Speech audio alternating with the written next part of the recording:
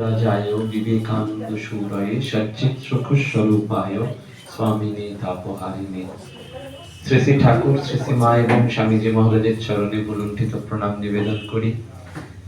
আজকে এই সান্ধ্যকালীন যে পাঠচক্র, সেই পাঠচক্রে উপস্থিত সমবেত ভক্তমণ্ডলীকে আন্তরিক কৃতজ্ঞতা জানাই। শ্রদ্ধেয় বাণীব্রত বাবু এবং ডাক্তার সুব্রত কানার মহাশয় তারা বহুদিন ধরে যোগাযোগ করেছেন। অনেক দিনের এই আশা আকাঙ্ক্ষার পর আমরা এখানে সবাই একটু ঈশ্বরীয় প্রসঙ্গ করার জন্য সমবেত হয়েছি। এবং আপনারা জানেন যে গতকাল স্বামী বিবেকানন্দের 163তম জন্ম দিবস ছিল এবং 41তম জাতীয় যুব দিবস ছিল। সুতরাং স্বামীজির কথা, ঠাকুরের কথা, মায়ের কথা, তিনজনের কথাই আমরা বলার চেষ্টা করব, অনুধ্যান করার চেষ্টা করব। কারণ এই তিনজনই তো ইনি এক নয়। আমরা শিব পুজোর সময় যেমন বেল পাতা দিই, সেই রকমই ঠাকুরমা স্বামীজির জীবন এবং আদর্শ হচ্ছে একই কথা বলে। এবং সেই একই কথা কি না, তুমি যখন মানুষ হয়ে এই জীবনটা পেয়েছো তখন তাকে সার্থক করো। জন্ম সকলের সার্থক হয় না, কারণ জীবনের রহস্যটা যদি উন্মোচিত না হয় তাহলে জন্ম সার্থক হতে পারে না। দেখবেন জন্মটা সাধারণের মতন হয়ে যায়। সাধারণের মতন কেন না, ওই ঠাকুর বারবার বঙ্কিমচন্দ্রকে বললেন না যে রাত দিন মূলো খাচ্ছ আর সেই মূলোর ঠেকুলি উঠছে। কারণ বঙ্কিমচন্দ্রকে জিজ্ঞেস করলেন জীবনের উদ্দেশ্যকে, তিনি বলেন আহার নিদ্রা আর মৈথুন।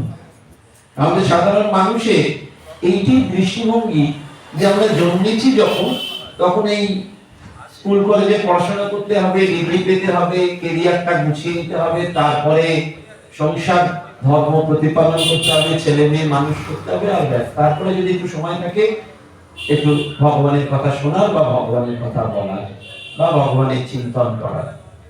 কিন্তু তা নয়। আমাদের জীবনটিকে সার্থক করতে গেলে যেটি বারবার ঠাকুর আমাদের স্মরণ করিয়ে দিয়ে গেছেন যে মনুষ্য জীবনের উদ্দেশ্য হচ্ছে ভগবান লাভ, ঈশ্বর লাভ। তাহলে ভগবান লাভ হলে কি হবে? ভগবান লাভ হলে তার দুটো শিং গজাবে না, একটা লেজও হয়ে যাবে না, সে একটা কোনো সুপার হিউম্যান হয়ে যাবে না, এক্সট্রাঅর্ডিনারি কিছু হয়ে যাবে না। ভগবান লাভ হলে কি হবে না, সেই মানুষটা কোথাও পরিবর্তিত হয়ে যাবে।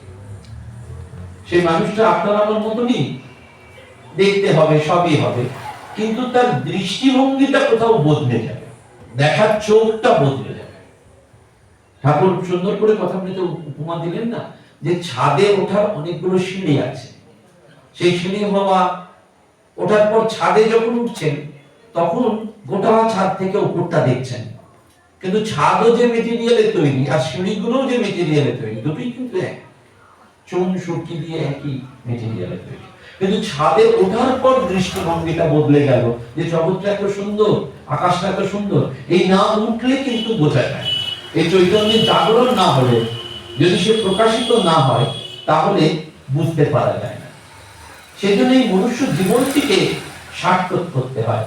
ভগবান ওই একবার মানুষকে বললেন যে দেখো, তোমার তো 20 বছরেই যৌবন কাল শেষ হয়ে যাচ্ছে, তোমাকে আরো 20 বছর এক্সট্রা দিচ্ছি। তুমি 40 বছর পর্যন্ত তুমি একটু ভালো করে যৌবনের যে উদ্দীপনা, উন্মাদনা সেটি নিয়ে থাকো।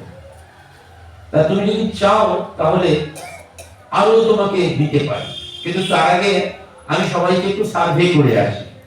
তো ভগবান প্রথম কুকুরের কাছে গেলেন, কুকুরকে গিয়ে বললেন তোমার 20 বছর লাগবে? কুকুর বলল না না, আমার কোনো 20 বছর লাগবে না। তারপরে গাধার কাছে গেলেন, গাধাকে গিয়ে বললেন তোমার 20 বছর লাগবে? বললেন না, আমারও 20 বছর এক্সট্রা লাগবে না। তারপরে পেঁচার কাছে গেলেন, পেঁচাকে গিয়ে বললেন তোমার লাগবে? পেঁচাও বললো আমার লাগবে। তখন ভগবান ফিরে এসে মানুষকে বললেন যে দেখো, তোমাকে তো 20 অরিজিনাল তোমার ছিল, আরো 20 দিয়েছিলাম, মানে এক্সট্রা 40, এবার বাকিগুলোও তোমায় দিয়ে দিচ্ছি। ওই গাধার থেকে 20 বছর যেটা গাধার লাগবে না সেটা তোমাকে দিলাম। যখন 40-এর সাথে 20 যোগ করলে কত হয়? 60। ওই সময়টা কিন্তু গাধার মতন সংসারে আমরা খাচ্ছি। প্রতিদিন সকালবেলা উঠে বলছি যে বাজার করতে আর ভালো লাগে, রান্না করতে ভালো লাগে। তা কিন্তু নয়। ঠাকুরমা স্বামীজির আদর্শ মানে কর্তব্যকে অবহেলা করে কখনোই ঈশ্বর লাভ হবে না, কখনো হবে না। কাজটাই পুজো, কাজের মধ্যে দিয়ে। কারণ ভগবান, আপনি এত ঠিক করলেন ভক্ত সম্মেলনে যাবেন, সেই দিনই একটা অতিথি চলে এলেন, আমার মনটা খারাপ হয়ে গেল যে আমি ওখানে টিকিট কেটেছি যাবো, অতিথি চলে এলেন, তা করলে কিন্তু হবে না। আপনার মনটা বেজার হয়ে গেল, তা কিন্তু হবে না। ওই অতিথিকেই তখন সেবা করতে হবে, কারণ অতিথি আপনার কাছে ভগবান হিসাবে এসে আবির্ভূত হয়েছেন। এইটি কিন্তু এই কাজে, সেজন্য এই রামকৃষ্ণ মঠ মিশনে যে ধারা, যে প্রভাব, সেটি কি কাজটাই পুজো। তুমি যে কাজটা করছো সেটাকেই পুজো করো, এবং কাজের দ্বারাই কিন্তু, কর্তব্যের দ্বারাই কিন্তু ভগবান লাভ হয়ে যেতে পারে। আর অন্য কিছু করতে হবে না। আপনি যদি ধ্যান জপ নাও করতে পারেন, করলে তো ভালো, করতে হবে, কিন্তু যদি কখনো কখনো কাজের খাতিরে একটু কম হয়, তাতেও কিন্তু কোনো দুঃখ নেই। আপনারা কর্মযোগ, স্বামীজি যদি কর্মযোগ খুব ভালো করে করেন না, তাহলে দেখবেন স্বামীজি সেখানে অসাধারণ একটি গল্পের কথা বলেছেন, যে একজন তপস্বী, সে গাছের তলায় বসে তপস্যা করছিল।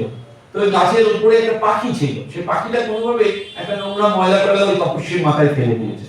সঙ্গে সঙ্গে তপস্বী তার দিকে তাকাতেই পাখিটা ভস্ম হয়ে গেল।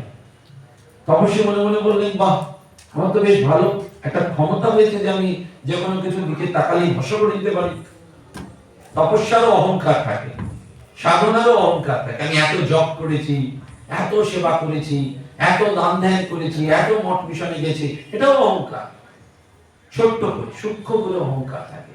আর এই অহংকার খুব সূক্ষ্মভাবে থাকে বলেই ভগবান লাভ হয় না। অহংকারটি সম্পূর্ণ না নির্মূল হলে ভগবান লাভ হবে না, তাকে পাওয়া যাবে না। তো সেই তপস্বী যখন ওটি দেখলেন, বললেন, বাহ, এরকম একটা ক্ষমতা তো পেয়েছি। তিনি ঘুরতে ঘুরতে ভিক্ষা করতে গেলেন, এবং ভিক্ষা করতে গিয়ে একটা বাড়িতে